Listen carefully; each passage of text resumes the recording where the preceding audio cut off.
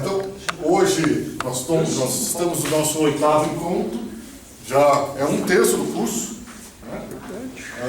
E nós vamos ver, quando falo Coração, que é um filme que tem particularidades bem marcantes e que de certa forma vão ajudar a gente a compreender um pouco mais, né, da obra do Hitchcock. Principalmente, né, quando a gente define o Hitchcock, né, como o mestre do suspense. É uma produção do Selznick, né? Lembra que eu comecei, quando ele foi para os Estados Unidos, ele foi contratado, ele era um funcionário do Selznick, e foi emprestado para fazer os 2 filmes anteriores que nós vimos na Universal. Né? Então, esse filme ele retorna do céu, né, na empresa do Selznick, e vai ter que trabalhar dentro dessa estrutura extremamente rígida imposta pelo Selznick, que é um sujeito extremamente controlador. No caso desse filme, o filme perdeu os 14 minutos, né? Ele foi reeditado, tiraram os 14 minutos, quer dizer, o Selznick interferiu muito na montagem final, né? na questão da edição de som, da montagem final, e a famosa sequência do sonho, que nós vamos ver mais tarde, também foi alterada. Inicialmente era prevista para ter 20 minutos, era para ser quase um filme dentro do filme, né? Nós vamos ver que essa sequência do sonho é uma coisa extremamente famosa, né, nesse filme, e acabou tendo os 2 minutos. Né? Então o Selznick participou ativamente na finalização do filme, como era de hábito. Quer dizer, os produtores em geral, donos dos Estados Unidos, e o Selznick era simplesmente o dono, a companhia era dele, quer dizer, então ele podia ter controle, inclusive, no cineasta como Hitchcock. Né? Então Hitchcock, parte do que nós estamos vendo não foi filmado pelo próprio Hitchcock. Tá? Inclusive a sequência do sonho. Nós vamos ver posteriormente. De uma maneira geral, eu acho que é importante a gente... é importante a gente falar... eu acho que o grande interesse, talvez, aqui, né, é que talvez a Ingrid Bergman seja a primeira das mulheres fatais, das grandes figuras femininas que vão aparecer ao longo da carreira do Hitchcock. Quer dizer, nos filmes anteriores ainda você não tem grandes personagens femininos, ou personagens femininos marcantes. Mesmo no caso do filme passado, né, Sombra de uma Suspeita, a figura da heroína, né, ela não é glamourizada, quer dizer, o filme tem de certa forma, ele tem um lado realista muito forte. Aqui existe, né, uma construção forte, né, de criar essa mulher meio diva, meio glamurosa dentro do filme. Então talvez a Ingrid Bergman seja a primeira das grandes mulheres dos filmes do Hitchcock. E estrelado também pelo Gregory Peck, embora não, no caso específico do Gregory Peck, não era a primeira escolha, né, do Hitchcock. O Hitchcock preferia que tivesse sido Cary Grant, que não podia na época, ou o próprio Joseph Cotten, do filme que nós vimos anteriormente, né, A Sombra de uma Dúvida, do filme anterior. Né? Mas ele acabou trabalhando com o Gregory Peck, e parece que ele não gostou muito do tipo de interpretação do Gregory Peck. Agora, Ingrid Bergman vai trabalhar nos outros filmes posteriores, então talvez seja a primeira grande musa. Então, Spellbound, alguns detalhes, né, a respeito do elenco. Nós vamos ver, tem um sujeito que já apareceu várias vezes em outros filmes anteriores, e vocês vão reconhecer, né, acho que é o Lloyd aqui, depois eu vejo, aqui está ruim de ver. É Norman Lloyd. Norman Lloyd, né? Que é o sabotador, que é aquele sujeito que dá aquele depoimento super interessante a respeito da... Ele tem um papel bem pequeno, né? A respeito da construção do filme Sabotador. Em relação a Spellbound, né, algumas observações ainda da equipe. O roteiro do Ben Hecht, que é um dos grandes, os maiores roteiristas do cinema americano, quer dizer. Então é um sujeito que, para realizar esse roteiro, consta que ele consultou uma série de psiquiatras, né, psicólogos, psiquiatras famosos, né, dos Estados Unidos, porque é um dos primeiros filmes que trata com uma ênfase muito grande a questão da psiquiatria, da psicanálise. A Ingrid Bergman é nora do Martin Scorsese, sabia? Não. Nora não. Nora pode ser. Sobe. Ah, nossa, olha, não sabia disso. Né? Não, e ela tem uma história maravilhosa, né? Porque a filha dela, a Isabella Rossellini, isso, casou com ele.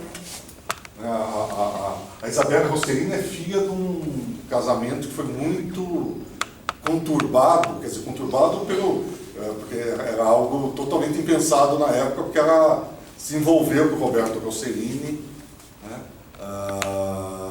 E naquela época você não podia fazer isso, né? Se envolver com um homem casado, ter uma aventura fora do casamento. Então, ela foi filmada depois na Itália, né? Ela fez Stromboli. Então, aqui, quer dizer, o detalhe, né? O destaque é o Ben Hecht e a música do Miklos Rosa, não sei se é assim que se fala, né? Esse nome é meio impossível, que ganhou o Oscar, né?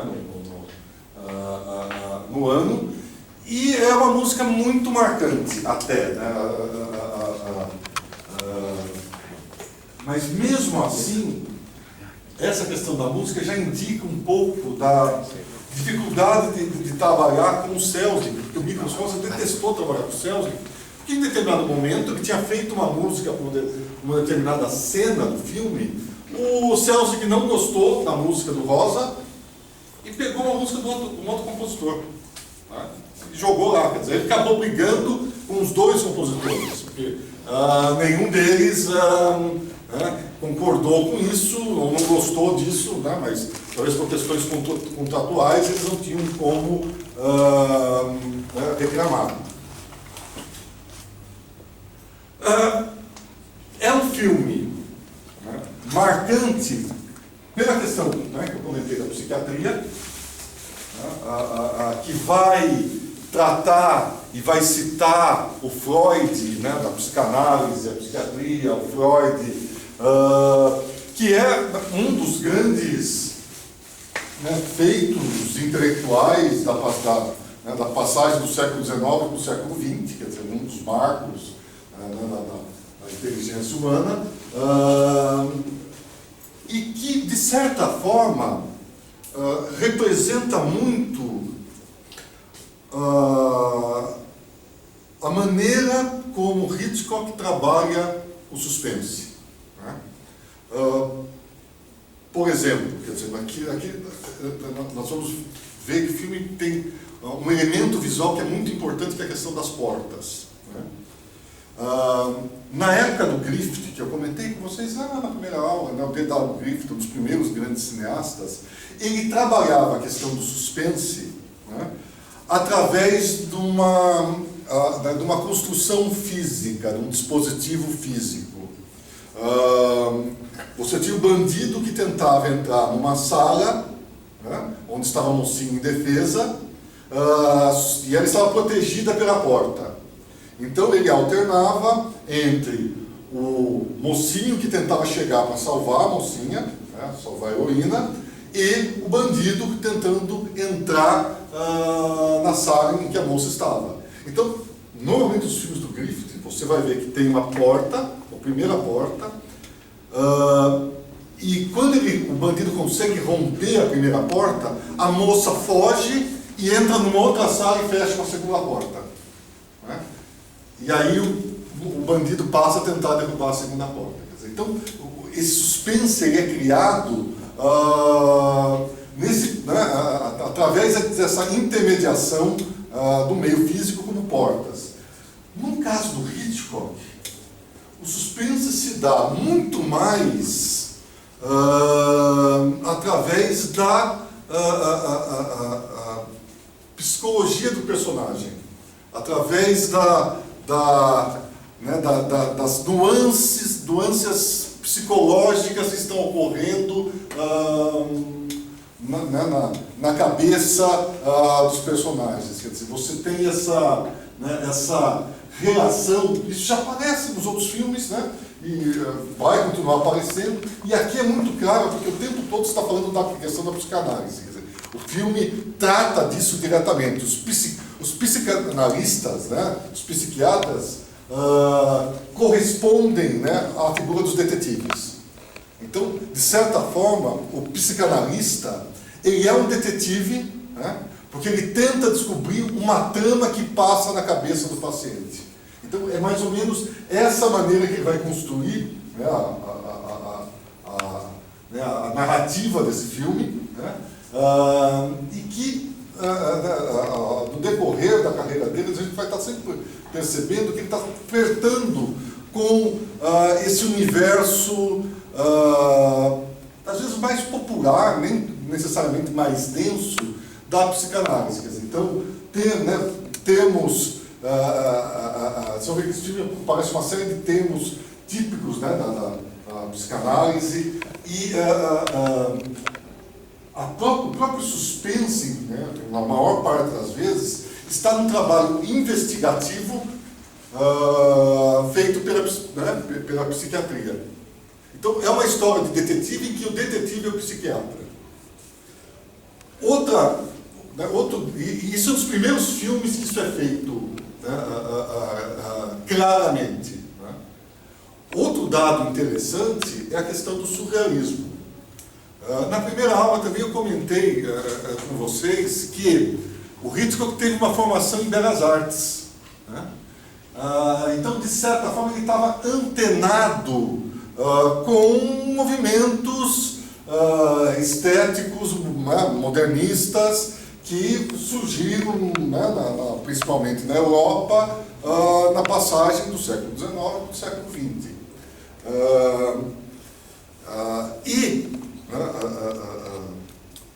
No caso específico do cinema alemão, né, que teve uma enorme influência no cinema do Hitchcock, né, o expressionismo alemão, esse flerte com as artes plásticas, né, com os movimentos artísticos modernistas, estava muito presente nesse cinema alemão. O cinema alemão era muito influenciado pela pintura abstrata, pelo próprio expressionismo, tanto do expressionismo do ponto de vista vindo do teatro expressionista, quanto da pintura expressionista. E também, aparentemente isso parece claro, que ele era um sujeito que estava consciente de outros movimentos que surgiram na década de 20 na França, que era a vanguarda francesa. Né? Que aí entra o Buñuel, com o Camarão da Luz, entra o René Clair, com o Entreato. Então você tem uma série de manifestações cinematográficas que surgiram do interesse de artistas plásticos e de músicos em usar o cinema como uma ferramenta para ampliar o universo que eles já dominavam. Então ele vai buscar, né, no surrealismo, que de certa forma, vamos pensar que, né, para um público mais mundano, né, a ideia de você associar um movimento sofisticado, nem sempre bem compreendido, num filme destinado a grande público, é uma proposta corajosa. Quer dizer, então, nós temos aqui a sequência de sonhos que foi desenhada, idealizada pelo Salvador Dalí, né? Que foi uma opção do Hitchcock. Os Céus, de que no início se mostrou contrário a essa ideia, mas ele acaba sendo convencido, e aí, né, menos pela adequação do surrealismo em relação a essa sequência de sonho que está inserida no meio da narrativa, mas mais pelo fato de que talvez o nome do Salvador Dalí trouxesse um ganho de público ou uma curiosidade de algum evento. Quer dizer, ele pensava muito mais do ponto de vista comercial, né, em tentar vender melhor o filme, enquanto de repente o Hitchcock teve essa sacada que seria o ideal mesmo, né, trabalhar uma sequência de sonho que inicialmente era extremamente importante para o filme, quer dizer, durava 20 minutos, aí no final ficou com só 2 minutos, quer dizer, mas mesmo assim ele é muito marcante, né? E tem um consultor, que é colocado aqui em destaque para a parte psiquiátrica, né? Aliás, tinham vários consultores, quer dizer, consta até que a psicanalista do próprio Selznick que aparecia lá para dar os palpites, e às vezes, né, então, uma ela tentou contra-argumentar com alguma decisão do Hitchcock a respeito de algo do filme. O Hitchcock soltou uma frase dele famosa, que ele dizia assim: querida, isto aqui é apenas um filme, né? Então, de certa forma, talvez se a gente for fazer uma análise muito profunda a respeito dos conceitos psiquiátricos envolvidos no filme, pode ser que as coisas sejam extremamente superficiais. Porque certamente o Hitchcock, né, o mais importante era o filme. Quer dizer, agora, o interessante, né, ele não está fazendo um tratado de psiquiatria, né? Então é uma psiquiatria folhetinesca, né? É uma psiquiatria que você podia acessar, né, a base da Wikipédia, não é algo que você precisava ler o Freud diretamente. Mas eu acho que isso já indica uma sofisticação que, mesmo que ele vá tratar desses assuntos de uma maneira pontual ou superficial, é algo que o distingue, né, dos outros realizadores da época dentro desse modo de produção americano, né?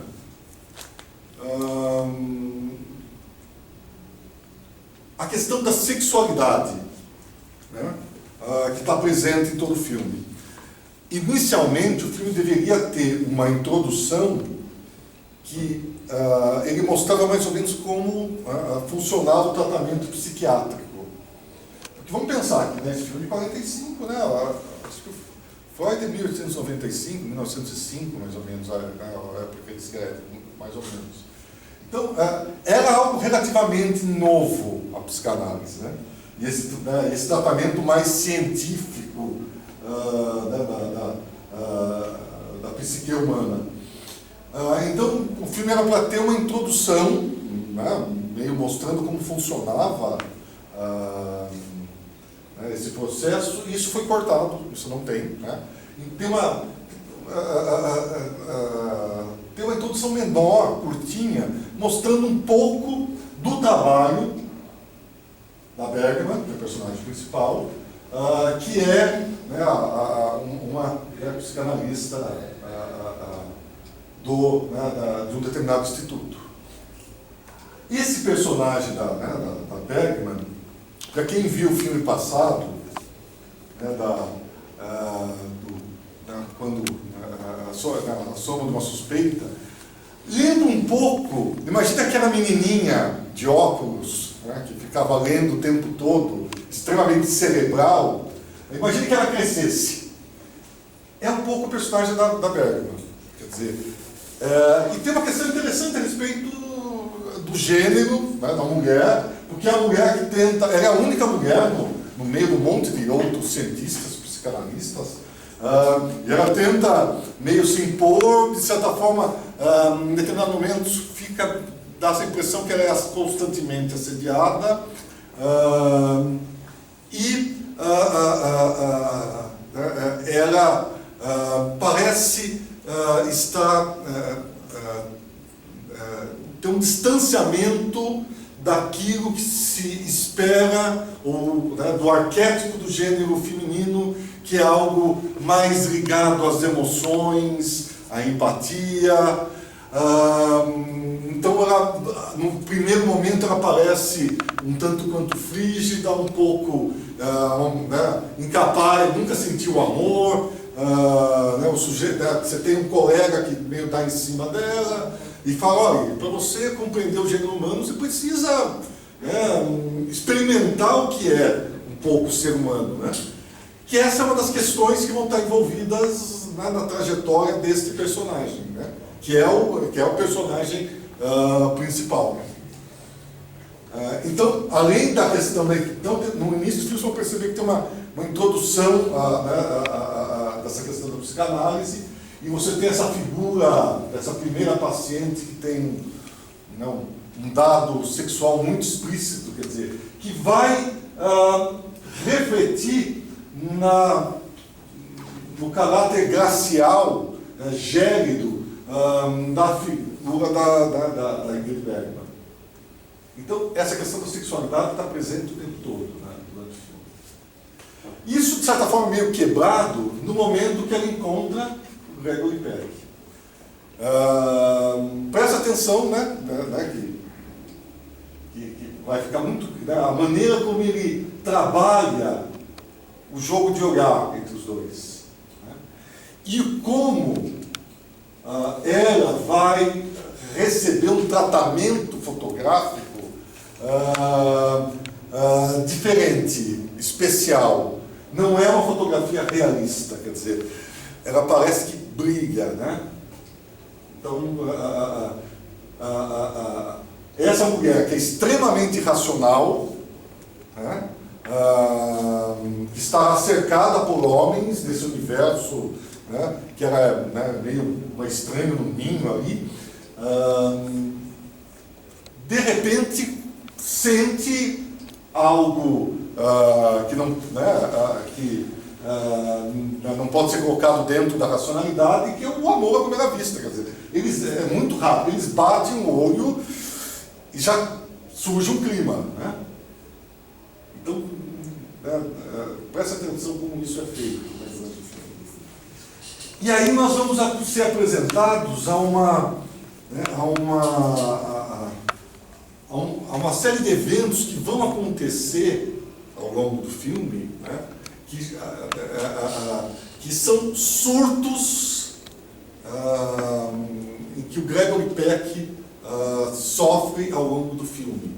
Que é lógico que é o momento em que você vai mostrar que existe algo estranho, que existe algo anormal naquela situação. Num primeiro momento, de novo, logo depois eles se encontrarem, eles estão à mesa, tem o jogo de olhar. Isso é bem interessante para vocês prestarem atenção. Principalmente nos olhos dela. Por quê? Ela vai está explicando alguma coisa e ela faz um desenho com um garfo. A música muda, o tom da música muda. Ele começa a se sentir desconfortável e ela olha para ele, ela percebe isso, é a única da mesa que percebe, e ela olha para baixo né, ela presta atenção no que causou esse surto, esse comportamento incomum por parte do Gregory Peck. Faltou comentar que na parte da subtrama é que o Gregory Peck chega como o novo diretor do instituto onde ela trabalha. Né? O diretor antigo vai ser afastado, né? E o Gregory Peck iria assumir a condição de diretor do instituto psiquiátrico. Uma coisa que é muito legal vocês perceberem, esse filme tem muito a ver isso. Do ponto de vista simbólico, as portas. Né? No primeiro momento, né, nessa parte que se passa na clínica psiquiátrica, eles entram e saem exaustivamente de portas. É um mundo todo compartimentado, né? Todo dividido em compartimentos. De certa forma, visualmente, essas portas estão representando mais do que isso. Quer dizer, é como se tudo tivesse compartimentado. Quer dizer, as portas, o próprio serviço do psiquiatra corresponde a abrir portas, quer dizer, né, e explorar aquele ambiente da psicologia, da psique humana, que às vezes está escondido através de portas. Né? Então essas portas elas estão constantemente sendo abertas e sendo fechadas. Né? Isso aparece o tempo todo, vocês vão ver que é uma insistência, quer dizer, toda hora alguém entra abrindo porta, fechando porta. Né?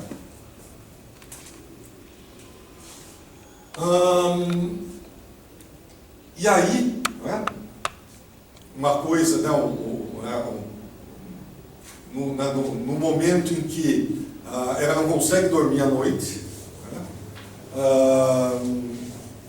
e ela resolve encontrar, né, o diretor com uma desculpa esfarrapada, que ela tem o livro dele, ela nunca teve oportunidade de conversar com o escritor do livro, e ela acha, né, logicamente, no fundo ela quer encontrá-lo, é uma desculpa esfarrapada. Ela para diante da porta dele, ela entra, ele está ali sentado, ó, e tem essa moldura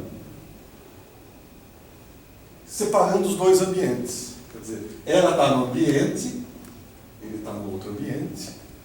Em determinado momento, ele entra, eles ficam no mesmo ambiente. E é uma brincadeira interessante no meio do filme que eles estão o tempo todo se auto-analisando, né? Porque são esses personagens, ela é uma psiquiatra, então ela percebe que ela bolou um subterfúgio para encontrar com Gregory Peck uma noite. Quer dizer, lógico que ela não quer falar sobre o livro, quer dizer, é um subterfúgio. E aí nós temos a sequência do beijo.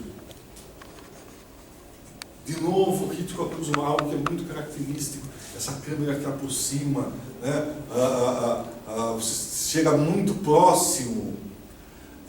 Eu não sei se vocês vão lembrar, mas se um dia vocês reverem, eu passei um trechinho para vocês, porque eu não passei o filme inteiro, do Inquilino, The Lodger, que tem uma sequência muito parecida com essa do beijo. Aliás, o Inquilino é muito parecido com esse filme. Né? Eu não sei se vocês lembram que eu comentei do Inquilino, que é um filme em que tem um assassino em Londres que mata mulheres, que tem cachinhos dourados, e chega um sujeito que parece muito esse assassino, que vai, né, alugar um quarto, né, numa pensão, e que tem uma mulher com cabelo, né, cabelos com cachinhos dourados. E a grande questão é que, será que ele é o assassino mesmo? Né? E a mulher está se envolvendo com aquele cara, se apaixonando por aquele cara, e num determinado momento você tem um beijo, e lembra muito bem isso, quer dizer, que um personagem vai em direção à câmera, né, que é esse momento do beijo aqui. Ó. Também, né, no Inquilino, a grande questão é se o sujeito por quem a moça se apaixona é ou não um assassino. Aqui também a coisa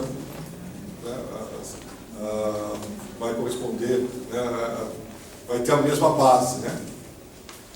E dentro da sequência, quando ela beija, né, tem uma sequência de portas se abrindo, que é muito interessante, que a gente pode pensar. Qual é o significado? O sujeito montou toda uma sequência em fusão de trabalho, tem que mandar para o laboratório para fazer sequência, um monte de portas se abrindo em sequência.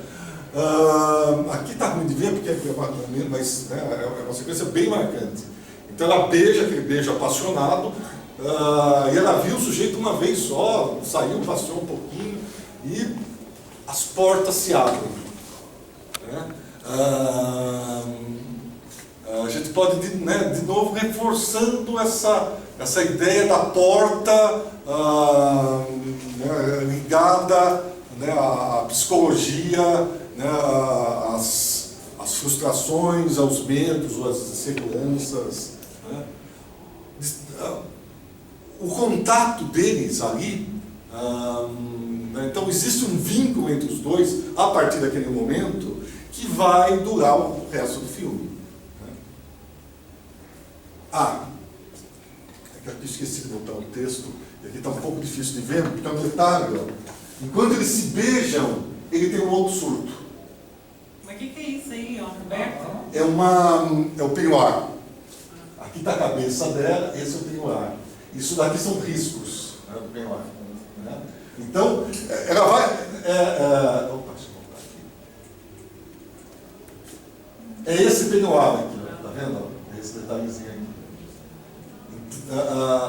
Aparentemente eles estão, né, acabaram de se beijar apaixonadamente, ele tem um surto. Ao ver isso daqui, ele perde o controle. Né? Criando, né? Não é um filme de amor, quer dizer, evidentemente a gente tem vai ter que ter um mistério a ser solucionado. Né? Aqui, né, reforça esse surto. Outros incidentes ocorrem até que existe um momento de revelação, em que, ao comparar as letras, ela percebe que o Gregory Peck não é quem ele diz ser. Ele não é o médico que deveria assumir a direção daquele instituto. De novo, a questão do espelho. Ó. O espelho. Por que você fotografar alguém no espelho? De certa forma, tem uma... Aqui, é um detalhe muito importante. Quer dizer, ele olha para o espelho porque e aí vai ser revelado que ele não sabe quem ele é.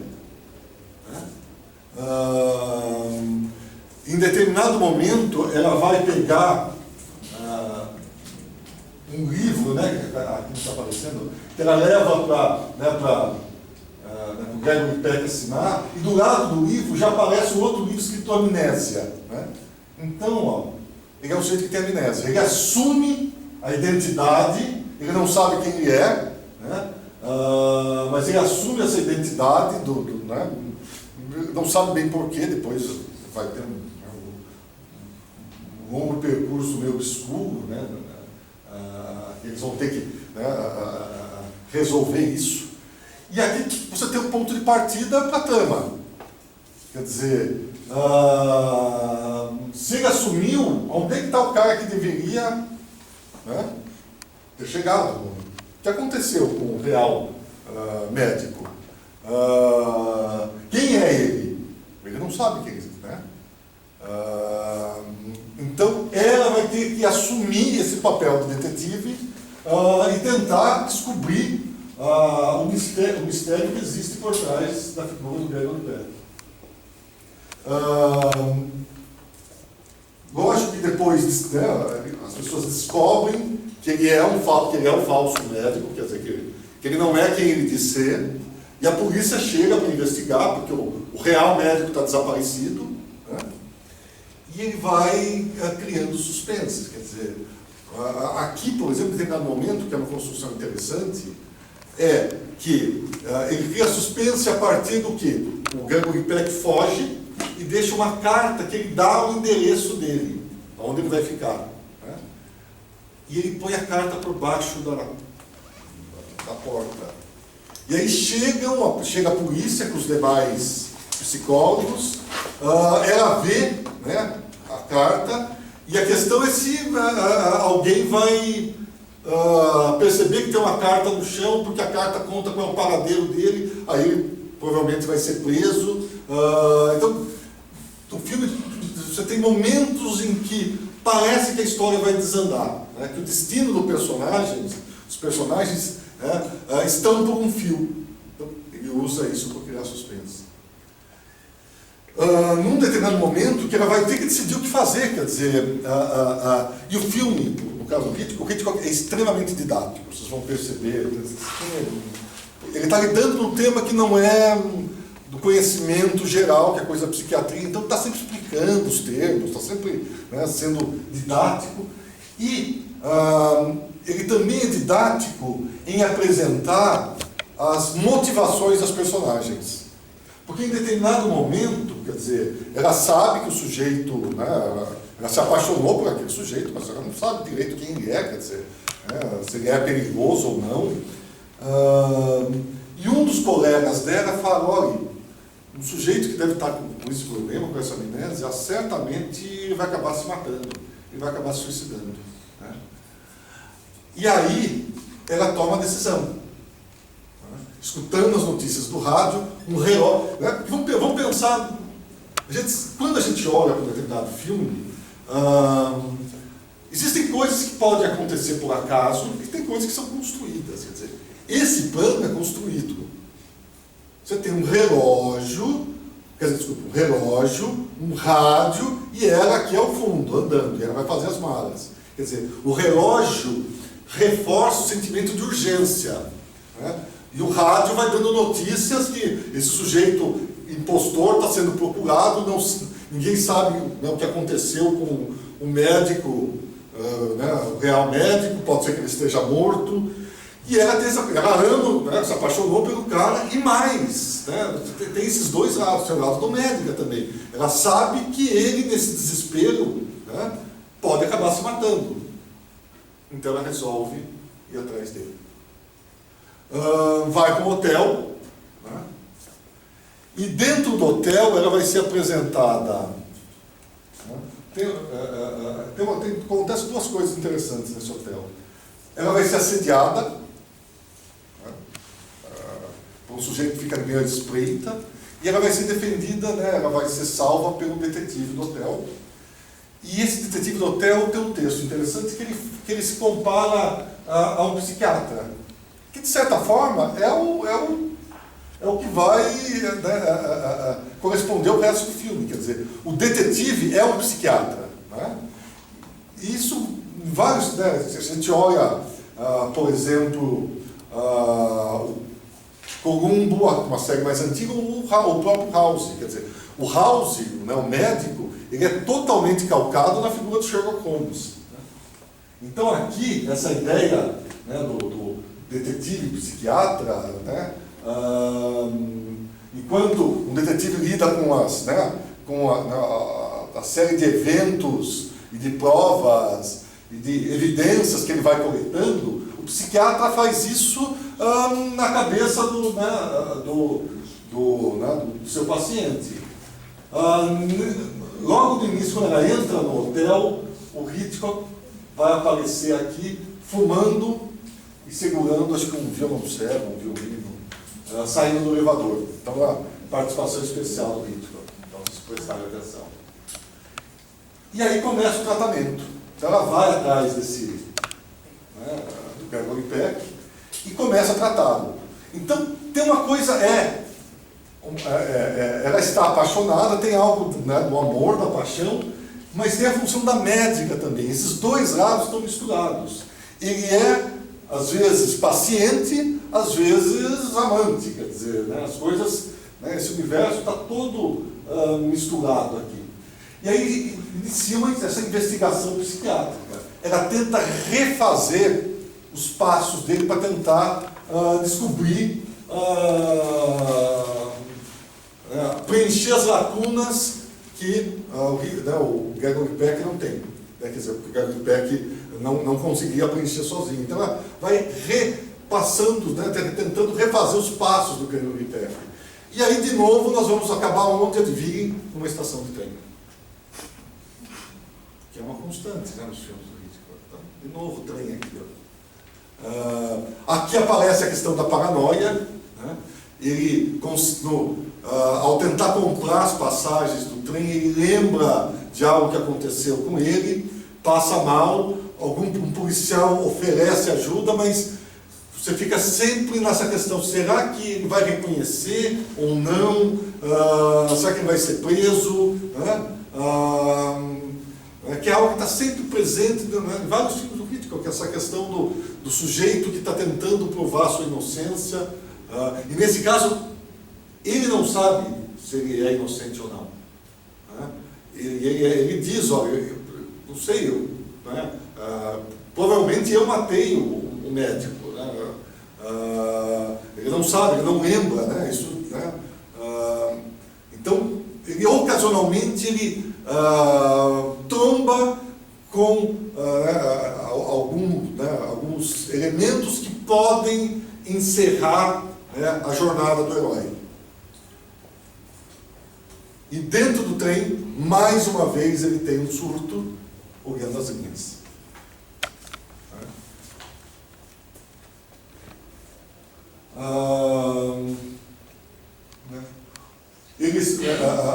Ela foge em busca, porque ela também está perseguida, o retrato dela aparece no jornal, e ela vai buscar ajuda na figura do antigo professor, do antigo tutor dela.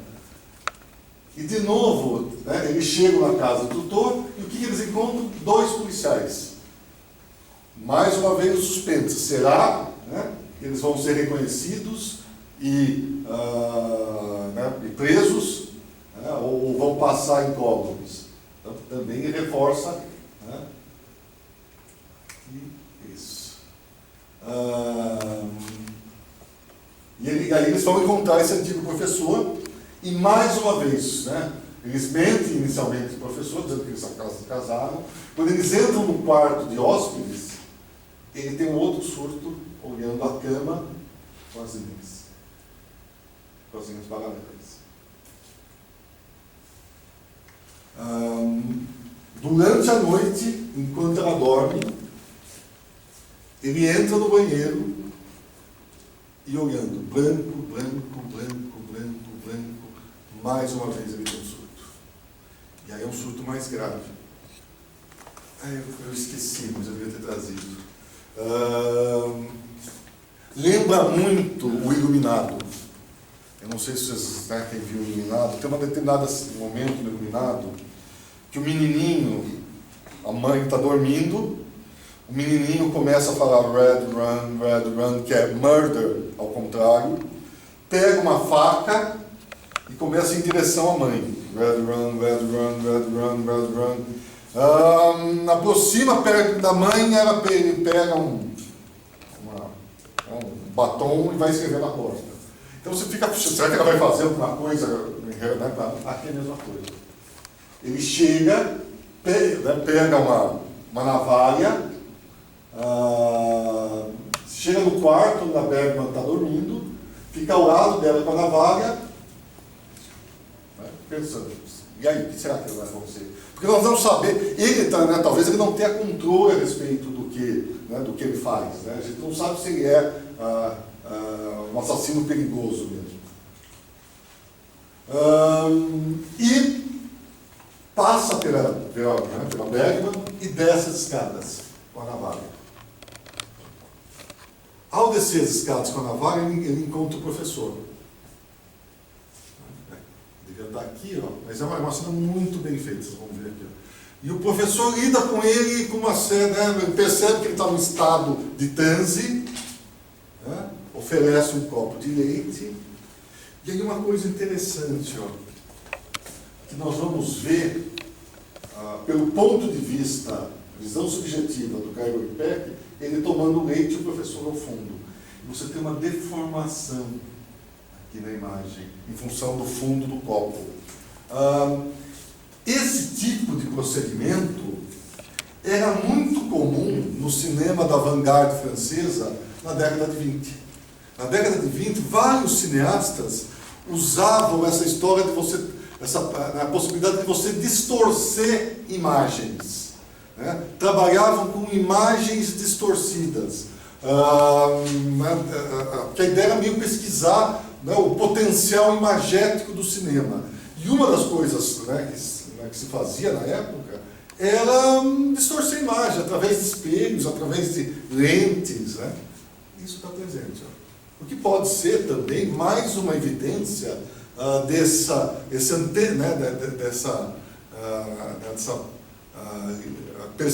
ligação do Hitchcock com, né, essas artes plásticas.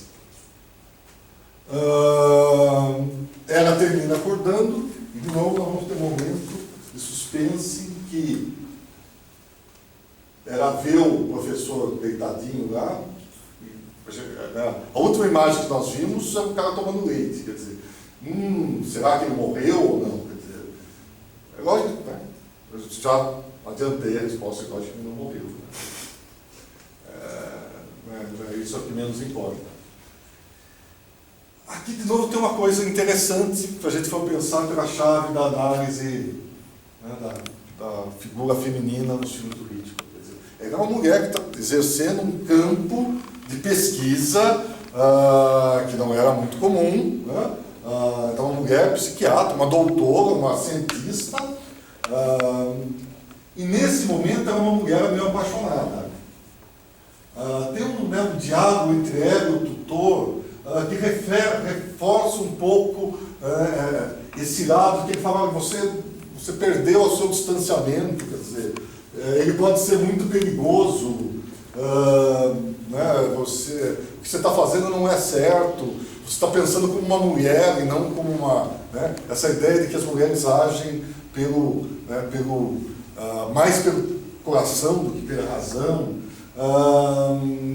E aí ela pede ajuda para ele e ele fala: tudo bem. Né, ele pede, aí no final, tipo, vamos trabalhar juntos. Ele pede para ela fazer um cafezinho, ela sai e faz um cafezinho para eles. E, de novo, é algo que a gente pode, né, pensar de uma maneira de que se pensava as mulheres. Quer dizer, no final, o que ela acabou fazendo? Um cafezinho. Né? Mas, embora seja um pequeno detalhe, quer dizer, porque ela, como personagem, é maior do que isso. No fundo, é ela que vai resolver toda a trama. Tá? Mas em determinados momentos ela tem uma... ela, de certa forma, ela começa, né, com uma mulher totalmente cerebral, né, com características que a gente pode talvez não associar um arquétipo feminino, e de repente você vai reforçando alguns estereótipos no meio do caminho. Né? Então, uma coisa, de novo, para quem prestar atenção, pode ser um caminho interessante para a gente discutir, né, a representação feminina nos filmes do Hitchcock. E aí tem a grande sequência de sonho, que tem aqui algumas imagens, né? Aqui não está tão bom para ver, mas que eles vão tentar fazer uma análise dos sonhos. Inicialmente a sequência deveria ter 20 minutos, acaba tendo uns 2. Não foi o Hitchcock que dirigiu a sequência. Mas nem era, o Hitchcock nem se... né, ao contrário do que a gente pode pensar, né, às vezes a gente tem essa concepção que dentro da ideia do diretor como autor, a gente pensa que o sujeito está envolvido em todas as etapas. Não, ele já havia pensado, ele não queria dirigir isso, ele tinha ideia do que ele queria. O Salvador Dalí, que ia fazer os desenhos, ia dar o contexto visual, e ia ter um outro diretor que iria fazer esse trecho porque ele estava preocupado com outras coisas. Quer dizer, normal, dentro do... Né, não existia nenhuma percepção de que o trabalho do diretor deveria estar associado a todas as etapas. Não, ia ter um diretor de segunda unidade. O Hitchcock queria que o diretor que fizesse isso fosse o Joseph von Steinberg, que é o diretor do Anjo Azul, com a Marlene Dietrich. É um diretor alemão, então, que reforça, de certa forma, essa ligação entre o cinema alemão, o cinema expressionista e essa influência das artes plásticas no próprio Hitchcock. Quer dizer, inicialmente era para ser o Steinberg tinha saído da Alemanha e tinha ido trabalhar nos Estados Unidos. Tinha levado a Marlene Dietrich com ele. Acabou não sendo, né? E quem acabou dirigindo essa sequência foi o William Cameron Menzies, que é um diretor americano que tem uma carreira de alguns filmes, um ou outro com destaque. Então, mas é isso, é um outro diretor, quer dizer, é um empregado, quer dizer, os diretores são empregados da firma, então, de repente, eu separei aquele diretor para fazer essa sequência. Ele não quis assumir, ele não gostou muito do resultado final, o William Cameron Menzies, ele não quis assumir a paternidade da sequência. E depois, quando o filme foi lançado e foi um sucesso de público e de crítica, aí, como ele não assumiu, ficou sobre a assinatura ficou do Hitchcock. Né? Então, note, essa sequência, que é uma das sequências mais famosas do filme, não foi o Hitchcock que dirigiu. Milton, desculpa, você falou que era para ter 20 minutos. Existe algum registro desses 20 minutos? Não, isso não foi nem feito. Ah, não foi nem feito. Fizeram em dois, só um então, roteiro. Quer dizer, não é que eles chegaram a fazer 20 minutos na cortar. edição. Né? Eles não chegaram a fazer assim. Eu sei que tinha algumas coisas que foram feitas e não foram usadas porque não ficaram boas. Que o Salvador Dalí, o Hitchcock, ia ter uma sequência de valsa, e eles não gostaram do resultado, ia ter que ter tinha que usar alguns anões, porque as pessoas iam estar ao fundo para criar uma profundidade. A questão da profundidade. Então, uma questão de contenção mesmo nem acabou sendo gravado. Então, isso não é que isso já foi feito e se perdeu. Então, não tem, a gente não sabe. Talvez existam uns desenhos, não sei, isso não tem. Mas é uma sequência muito interessante. Mais uma vez, ele vai ter mais um surto ligado à neve e às trilhas, que é um tema visual que aparece o tempo todo. E, quando eles se despedem, porque agora eles sabem, nessa jornada que aparece em outros filmes do Hitchcock, você sabe, você tem uma dica de um lugar que você tem que ir. Aí você vai até aquele lugar e lá você descobre uma outra indicação para outro lugar que você tem que se deslocar. Aqui, na casa do tutor da Ingrid Bergman, eles descobrem aonde eles deveriam ir, aonde aconteceu aquela cena da neve. E tem uma sequência muito interessante a respeito do olhar, tentem prestar atenção, que ela, apaixonada, abraça, e vai viajar junto com ele para tentar provar a inocência. Ela olha para o tutor, e ele olha meio para baixo, assim, como não aprovando, e ela também demonstra uma certa preocupação. Ou seja, nem ela tem certeza, 100%, de que ele não é perigoso. Mas, apesar disso, ela vai enfrentar o perigo e vai tentar ajudá-lo. Então, pelos olhares, isso é construído.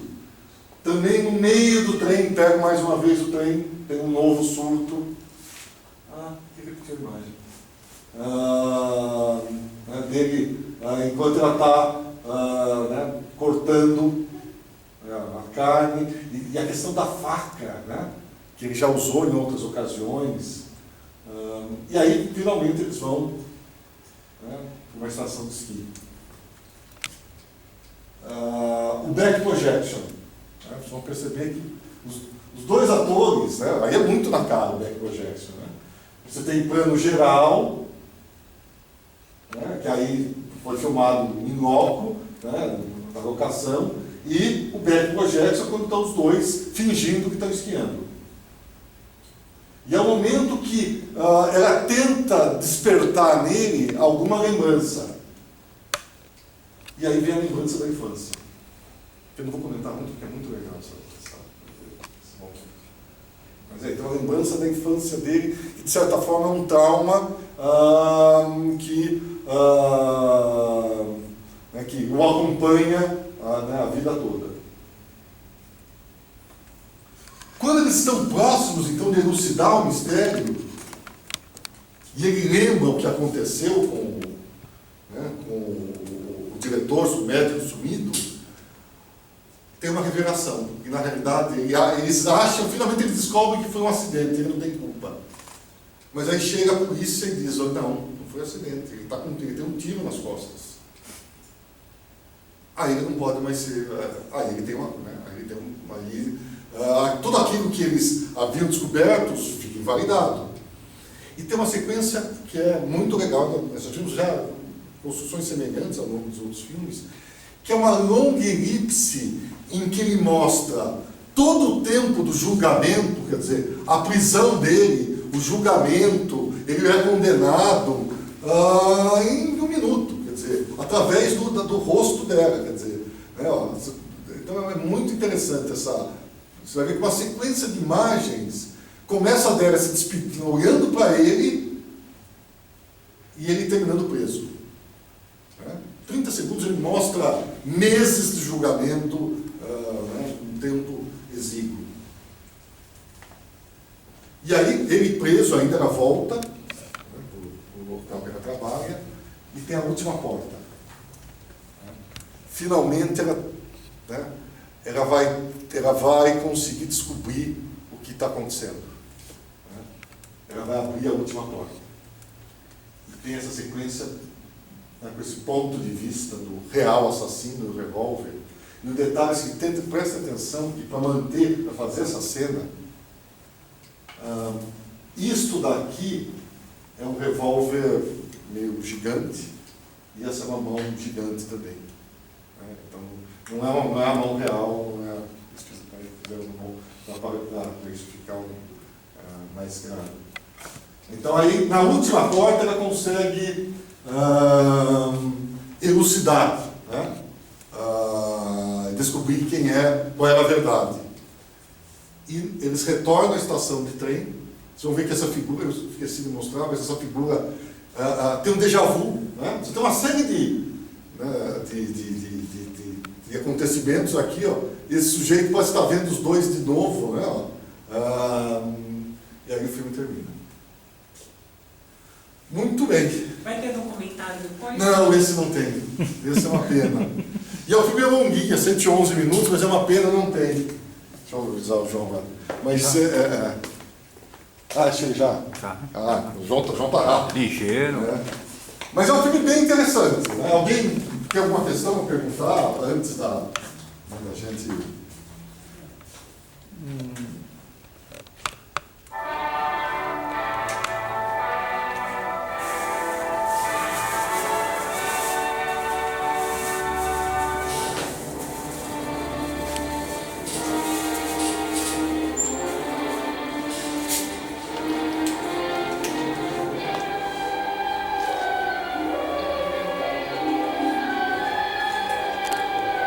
Spellbound, a gente pode traduzir como tontura, vertigem. De certa forma, esse tema da tontura, da vertigem, da queda, está presente em vários outros filmes também do Hitchcock. Inclusive no Corpo que Cai, que é o principal tema.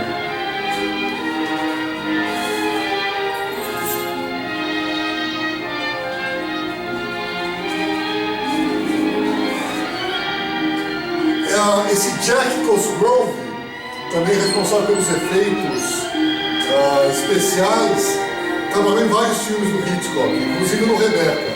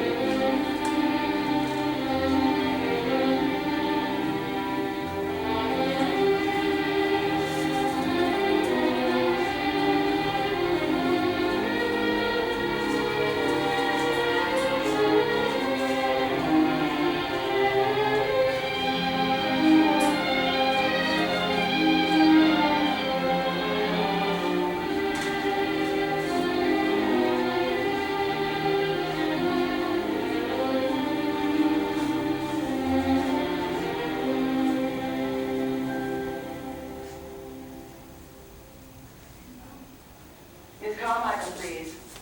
Dr. Peterson is ready for you. Awfully sorry I have to go. Have a perfect tan. Would have beaten the pants off you. Now you will take Miss Carmichael. Oh, thank you. Watch her carefully. Don't take your eyes off her.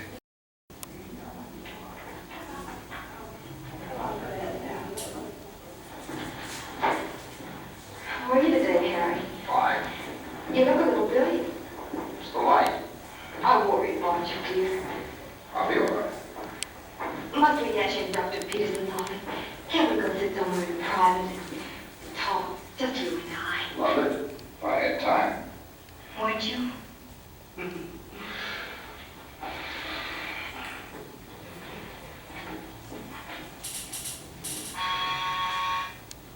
Come in.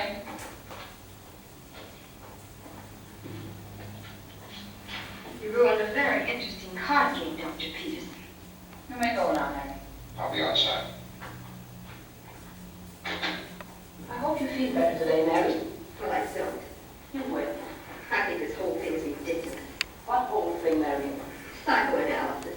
It blows the pants off me. Lying on the couch like some dreary nitwit telling all. You don't really expect to get anywhere that can be babbled off my ignorant childhood. Really? My patients invariably regard me as a wretched nuisance during our first talks. I see. It's my subconscious putting up a fight. It doesn't want me killed. Exactly. It wants to continue enjoying the disease. Our job is to make you understand why. For you know why you're doing something that's bad for you and when you first started doing it. Well, then you can begin curing yourself. You mean I've been telling you lies? The usual proportion? You're right. Been lying like mad. Um exercício interessante é revê-lo e reparar como o personagem do assassino, né, o médico-chefe, ele já vai dando todas as dicas ao longo né, do filme. Né? O tempo todo ele já vai se mostrando como como suspeito potencial. Ele é um sujeito que tem um comportamento diferente. Ele já fala no início que ele teve uma crise nervosa e exatamente por isso ele vai ser substituído, que ele acha injusto. Ele é o sujeito que pega a carta, entrega na mão dela e ele, então, se a gente rever o filme... Quando ele sai do consultório, ele fala, vou sair do lugar que vivi 20 anos. Não, e em determinado momento, quando o sujeito desmaia, todo mundo fala que todo mundo ficou meio... não esperava que o sujeito desmaiasse, todo mundo ficou surpreso, exceto ele. Quer dizer, se a gente junta depois de rever o filme, eu não queria... Isso eu não vou estragar para vocês, mas de certa forma isso já estava meio sendo preparado, quer dizer, não é nenhuma, quando você revê, nem é nenhuma surpresa, né?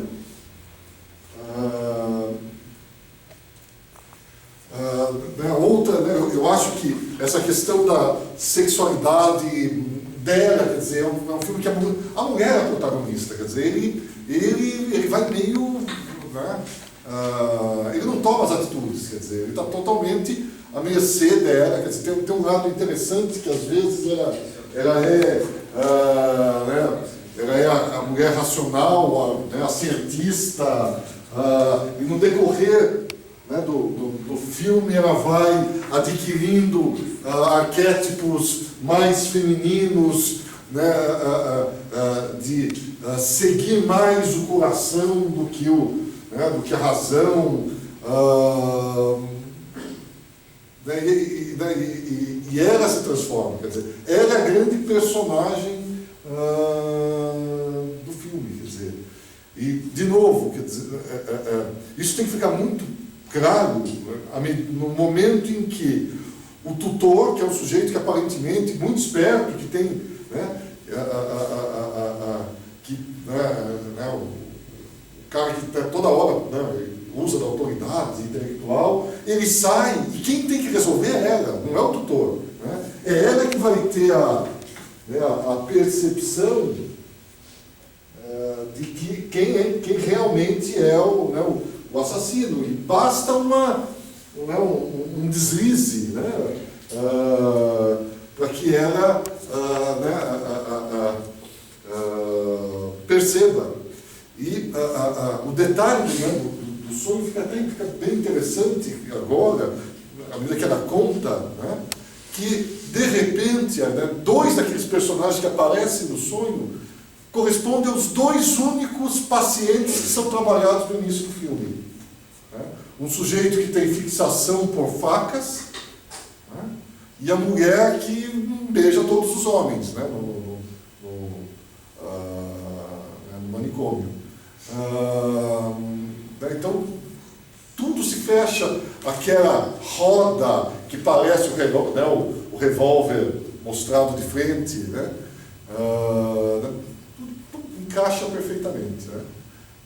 Então, eu acho que o filme tem essa...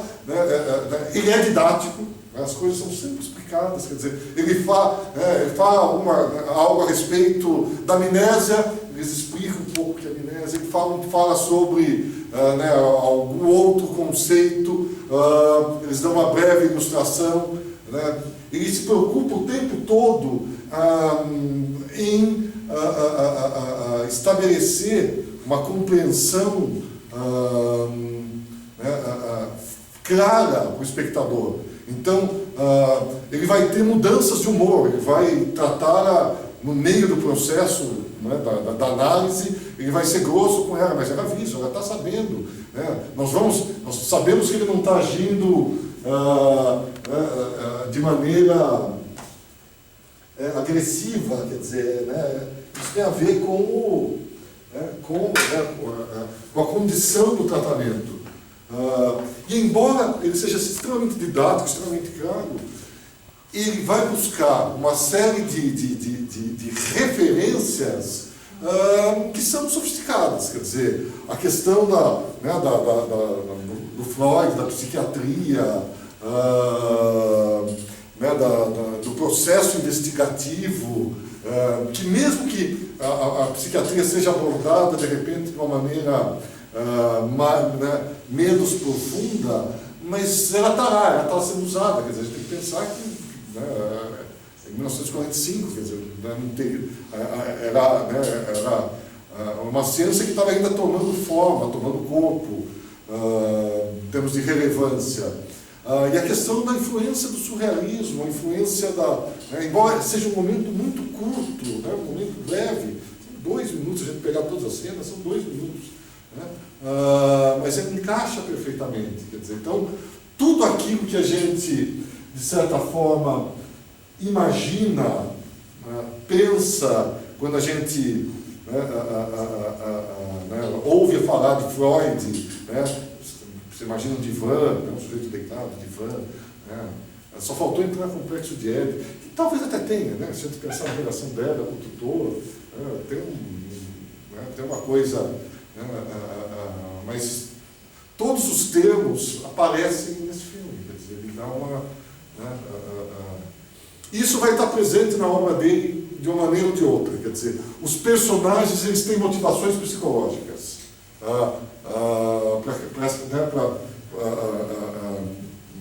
para as posturas, para as ações que eles assumem, existem motivações psicológicas que determinam o comportamento deles. Nesse filme é muito claro isso, e em outros também. Né? Em outros também isso ocorre. Alguma coisa chamou a atenção de vocês? Alguma outra? Anota lá as coisas lá, põe lá, Smith Wesson Military Policy modelo 10. O que era? Afinal, mas você sabe que aquilo ali é uma maquete, né? Não é uma arma de verdade, né? Mas eles devem ter copiado talvez dessa mesmo. Não, porque era um revólver muito comum na época. Ele tinha 2 versões, 38 especial e 45 ACP, utilizado o clip Ralph Moon. Mas a coisa para fazer aquilo ali, não era uma arma de verdade. A mão não é de verdade. A mão pode ser, a arma pode ser ampliada. E talvez seja uma cópia dessa arma, só que ampliada. Para manter aquela coisa do... Mas ainda Então deve ser uma cópia, né, ampliada dessa arma. Que é uma coisa muito, né? Se você olhando assim achou, quer dizer que, Não, achei não, que era, o que reforça o grau de detalhe, né, que ele tinha. Porque, né, imagine se. Porque ele podia ter feito uma arma qualquer, né? Dá umas dedadas aí, 15 segundos a parte. Antes me tivesse o modelo 10. Não, então quando ele vira, aparece mesmo essa. Não, ela mesmo, não tem outra. Se fosse coach, seria diferente o sistema. É principalmente aqui para funcionar. Não, Pena- essa aqui. Isso. Não, se não tivesse. Se fosse coach, aqui atrás seria diferente. E tem um detalhe que não sei se vocês perceberam, que eu esqueci, eu devia ter pensado isso. O filme tem dois, é um filme preto e branco, mas ele tem 2 planos coloridos. Eu não sei se vocês repararam nisso. No momento que tem o tiro, Ai, Os mesmo. o tiro tem cor vermelha. Mas é muito rápido, são dois planos, quer dizer, são 2 takes, são 2 fotogramas, né? É um detalhezinho, mas tá ali, quer dizer, naquele momento o filme é colorido, né? Porque naquela época já tinha fotografia colorida, então tinha o plano de fotografia colorido, o plano de fotografia preto e branco. Então ele insere. Mas é um detalhe, quer dizer, as experimentações, eu acho que isso talvez seja uma das características mais interessantes do Hitchcock, que é um cineasta que sempre esteve inserido no modo de produção industrial, né, e nesse sentido existia uma preocupação enorme de não afastar o público, mas ele é um realizador que sempre estava atento com novas possibilidades narrativas ou novas experimentações, né? E ele insere, às vezes de modo comedido, mas está lá, quer dizer, ele tem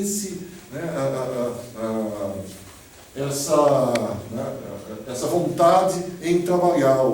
Eu só queria aproveitar, João, eu queria ligar o computador só para mostrar algumas imagens. Já que, evidentemente, nós temos um documentáriozinho hoje, mas eu queria mostrar para vocês, para quem não conhece, algumas imagens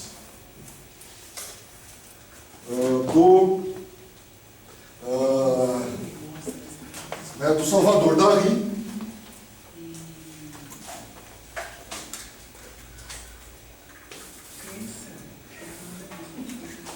que tem um pouco a ver com essa,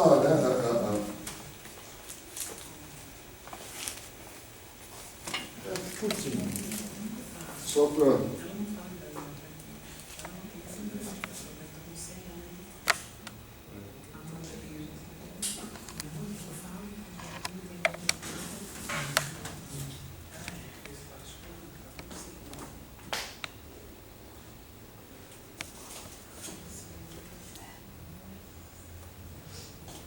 Tá aqui, vou pular um pouquinho, que me interessa um pouco mais para frente. Então aqui, são uma série de movimentos nas artes plásticas, na transição do século XIX para o século XX, que tem muito a ver com a questão da liberdade que a fotografia trouxe. Quer dizer, a arte... Com a fotografia não faz mais sentido você tentar reproduzir fielmente a realidade, quer dizer, a arte se liberta disso. E aí você tem, eu vou passar isso aqui rapidinho, né? Então, o impressionismo, acho que me interessa mais para frente, né? Então, essa série de movimentos que estavam ligados, né, a essa descoberta de novas possibilidades. E aí entra, né, o que nos interessa mais, que é o surrealismo. Que tem a ver com a vanguarda francesa,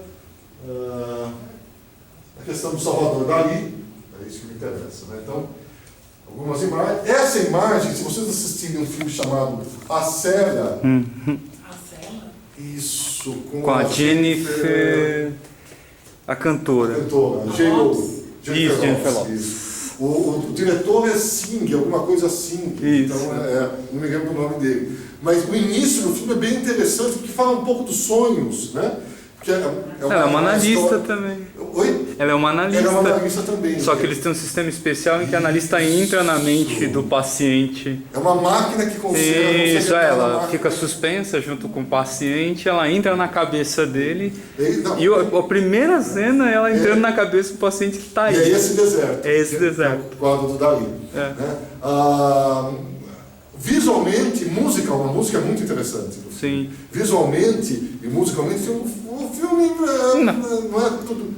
Mas vale a pena do ponto de vista visual. E aí você tem a questão do Salvador Dalí, ó, algumas imagens aqui. O fundo também é do Dalí. Né? Aqui nós vimos algo um pouco parecido com isso. Né? Aqui, por exemplo, uma cineasta francesa da década de 20, da vanguarda, e essa coisa de você trabalhar com as imagens. Né? Se eu tivesse mais tempo, eu ia mostrar alguns trechinhos de filminhos, mas é isso daqui. Né? Então, esses sujeitos, por exemplo, Walter Ruttmann e Hans Richter, foram pintores, né, abstratos alemães que trabalharam no cinema. Né? Então, e eles faziam, depois eles começaram a fazer animações abstratas no cinema e, inclusive, faziam algumas animações que eram inseridas no meio de filmes. Né? Por exemplo, você pega os Nibelungos do Fritz Lang, você tem uma animação de um deles, eu não lembro, eu acho que é o Ruttmann.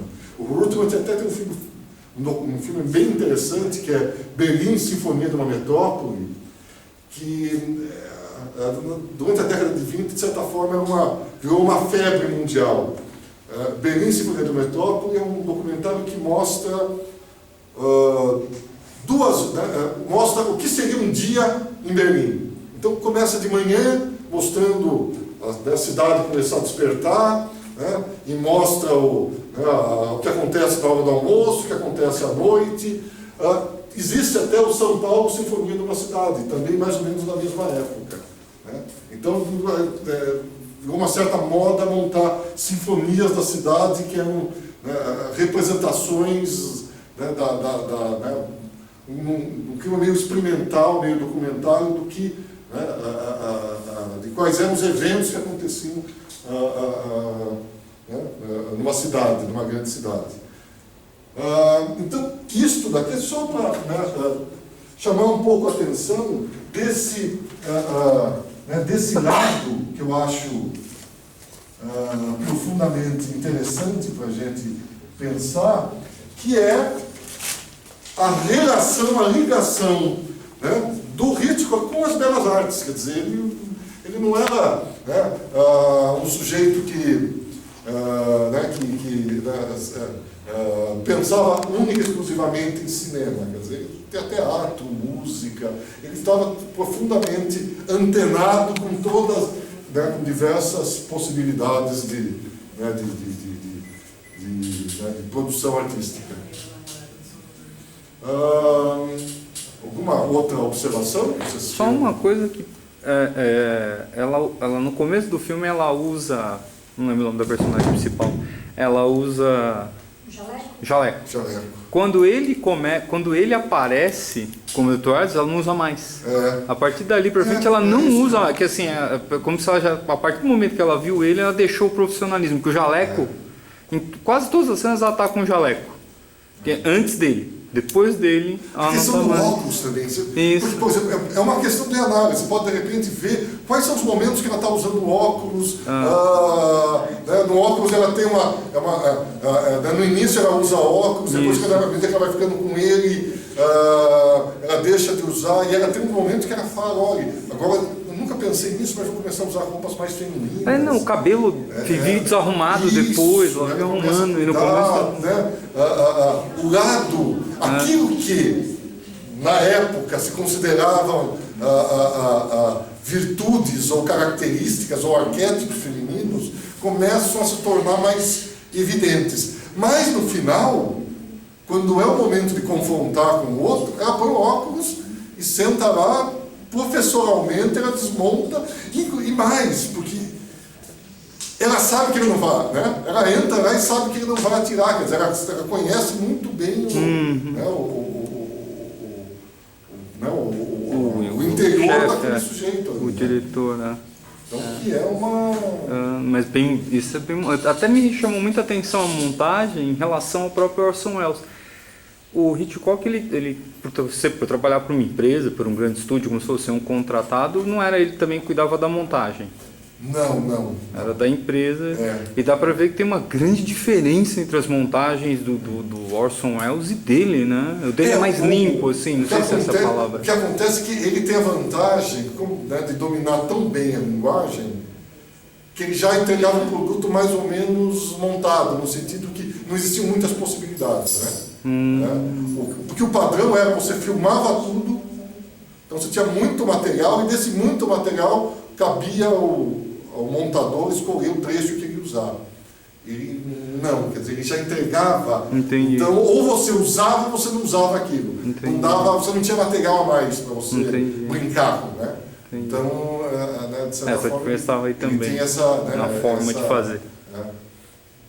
Que é uma coisa que gerou uma grande dificuldade para o Selznick, que era um controlador, né, absurdo. Ele era minucioso, né? Muito minucioso. Sim. Né, os dois, quer dizer, no fundo, o Selznick era um cara super controlador. Ele contrata o Hitchcock porque ele sabe que a Hitchcock vai dar conta. Só que é um sujeito que quer alguém como ele, mas não consegue conviver com alguém como ele, né? E o Hitchcock tem essa... Mas o interessante é que essa cena que nós vimos não foi filmada pelo Hitchcock. A cena toda a sequência do sonho não é filmada pelo Hitchcock.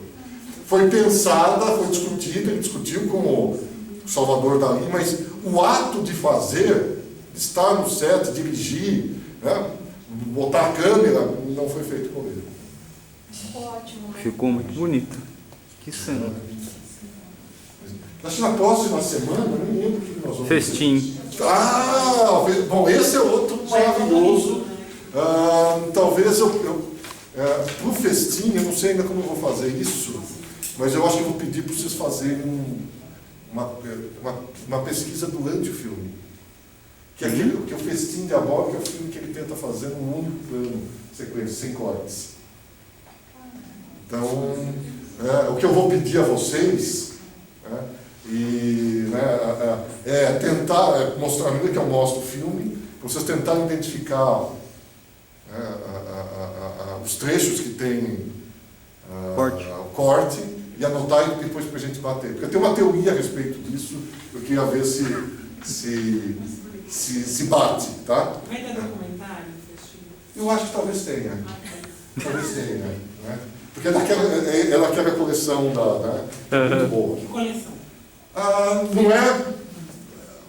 Esse filme não tem nessa coleção, porque a coleção dos dois filmes anteriores... É uma coleção que foi lançada há 7 anos atrás, um box com 40 filmes do Hitchcock, uma coleção limitada. E assim, nem eu sabia. Cris me avisou, quando ela avisou eu peguei um dos últimos. Né? E aí eu passei a caixa para o Milton, que fez a seleção de alguns deles. Eu não comprei, por exemplo, eu não comprei a caixa, mas eu comprei todos com exceção dos primeiros mudos, isso eu não tinha, mas eu comprei todos separadamente. Mas então, nesses tem, né? Porque mas é bem legal essa coleção. Muito boa. Então, o Festim Diabólico tecnicamente é maravilhoso, né? Porque é um desafio. Nós vamos ver, eu vou ver se eu consigo trazer os materiais, os desenhos de produção, porque né, imagine você fazer um filme que não tenha cortes sem ter a tecnologia de hoje. Né?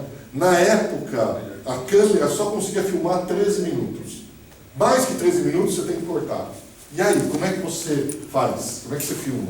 Você só tem 13 minutos. Passou 13 minutos, tem que ter um corte, porque o rolo da câmera não cabia no chassi da filmadora. Então você tem que cortar. E aí ele tem todo um truque para tentar evitar que você perceba. Né? Então acho que é um filme bem interessante, que vale bem a pena ser visto. Alguma outra questão? Então, obrigado pela presença de vocês. Obrigado, Milton.